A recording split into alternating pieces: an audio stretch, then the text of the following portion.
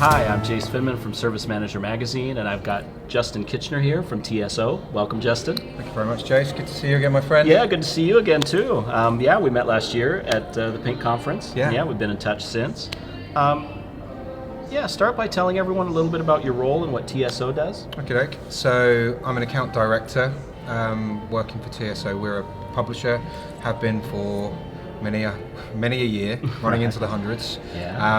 I've been lucky enough to be the account director looking after Axelos exclusively for about 3.5 years. Okay. It's been a pretty exciting time. I got involved with them just as the build-up to Prince2 2017. We published the 6th edition, and then subsequent to that, obviously, it's been very much about Agile 4. Right. So it's been a really kind of engaging time to be involved with them. My role, effectively, I'm kind of like, I don't know, in IT parlance, I'm possibly the service owner. Okay. I'm a non-specialist for anyone out there who's saying that's not what you mean. But so I handle all the commercials. I have full responsibility for the commercial performance of the publishing portfolio.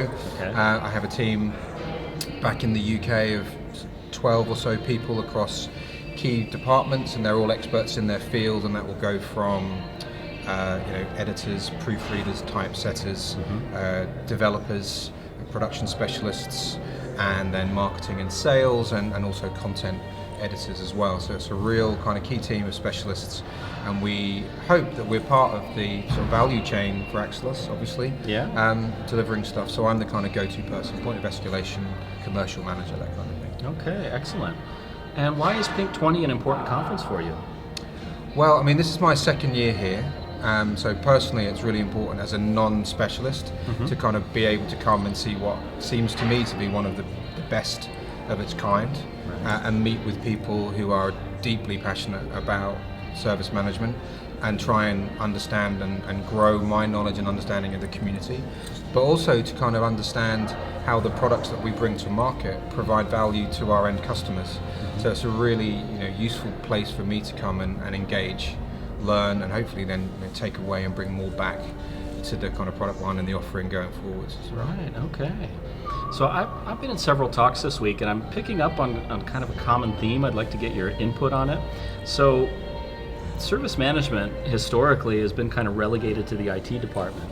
And we're seeing a big change now in ITIL 4, and really in the people who are out there evangelizing it, that we need to broaden it beyond the confines of IT. And of course, the cynical, view of that is that, it's just trying to, increase the customer base or get more trainees or whatever. Yeah. But I think we're at a point now where it's really going to be fundamentally critical to make that leap, to really broaden the audience beyond just IT. What are your thoughts on that? So I would say, personally speaking, so I'm a knowledge worker in the 21st century, in the fourth industrial revolution. Yep. I can see from my own personal perspective how rapid the change is all around, and what that may mean to me as a worker going forwards, and about remaining relevant.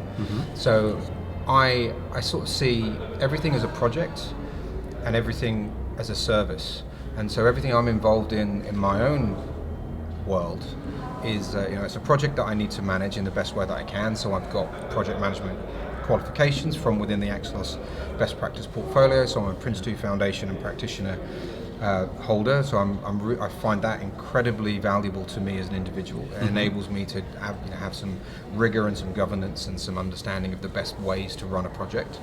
And I'm seeing the content in ITIL 4 in particular is just ringing so many bells with me. I mean, I'm really excited to read Driving Stakeholder Value, because I've got a bit of an understanding of marketing and digital marketing, and we're very much about customer centricity and user focus as a business. Right. So that's really kind of resonating with me. And I think if it's resonating with me in that way, I would hope that it will do the same for a lot of other people, irrespective of the industry or sector that they themselves work in. Right. There's this kind of idea from Google, Avinash Kushak, I'm not sure if I'm saying that right, but he has a really nice model, and one of the key things he's talking about is the LAQA, L-A-Q-A, the largest addressable qualified audience, is who is interested genuinely in not just who you could market to for a product or a service, but actually who is qualified. And I think the dropping of the IT and just going for service management, you are genuinely opening it up to a huge qualified audience, because it will provide value to an enormous amount of people. Okay.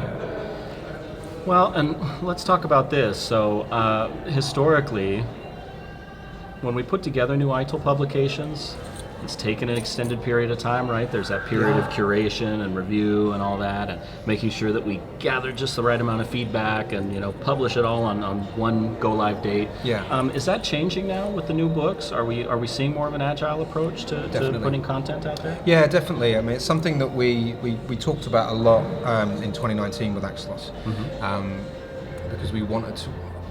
Being here last year really kind of turned me on to how much passion and desire there was to get access to the content. And then when we were looking at the production schedules, the idea of holding back and doing a big bang, which basically means you're waiting for the slowest thing in the pipeline to dictate the delivery date and the publication date.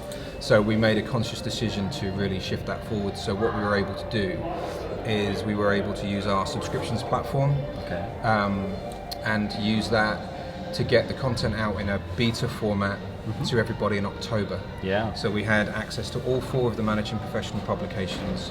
I think it was the 10th of October we went live. So a lot of work obviously in the background by our dev team and everything else to kind of get the content into the right shape. Right. But basically that meant that the content wasn't finished, but it was stable. So it would still do everything it needed to do to anyone who wanted to sit the first 2 exams or the transition module that was going to be there and be useful and provide value to them. And then the plan was, and this is what we've executed, is that you could then, if you subscribed, you would get the final content just flow through automatically. You don't have to lift a finger, it's just there for you. Okay. And we will continue to do that. So we make the content available in subscription format, EPUB PDF via the TSO shop, EPUB and EPUB 3 via all of the usual kind of ebook outlets. Right. So it's our distribution network, and then obviously good old-fashioned hard copy. And so now what we're going to be seeing is a staggered kind of delivery going forwards of all the content. So what I would expect with DITS, which will come out in H2, we will no doubt go live with a beta version and then follow up with a live. So we are really adhering to the kind of agile principles that are now integrated into ITIL. Yeah. Okay. Excellent. So you've been talking to a lot of people on the exhibition floor. What are you hearing? What's your biggest takeaway from the conference? Well, okay. Apart from a huge amount of positivity about fall, which is really reassuring, obviously, when you get so involved in something and helping to bring something so important to market, to see that it's well received is wonderful. The sessions I've been lucky enough to dip into have been really informative. I'm fascinated about the role of kind of AI and machine learning and a lot of the cool stuff that Phyllis Drucker was talking about in a session I was in recently. That was epic, and I could see that people were really juiced about that. You know, some of the cool tech that you can deliver. Right. That was really interesting. And I suppose really, you know, just in terms of the transition from V3 to 4, that whole space, that's a big conversation point that a lot of people have been asking me about.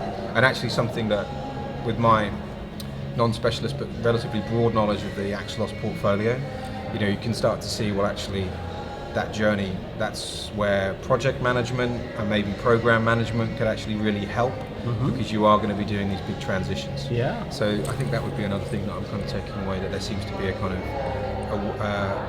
a use case perhaps for the wider portfolio. Okay, as well. Excellent. Yeah, great. Okay, well, yeah, it was good sitting down and talking with you, Justin. Yeah, you too, I appreciate it. Yeah, we'll probably bump into you again in the next day here as the conference wraps up. Yep. But yeah, Jace. Great stuff. Excellent. All right. Thanks so much. Signing off. Thanks, guys. 1 to 4.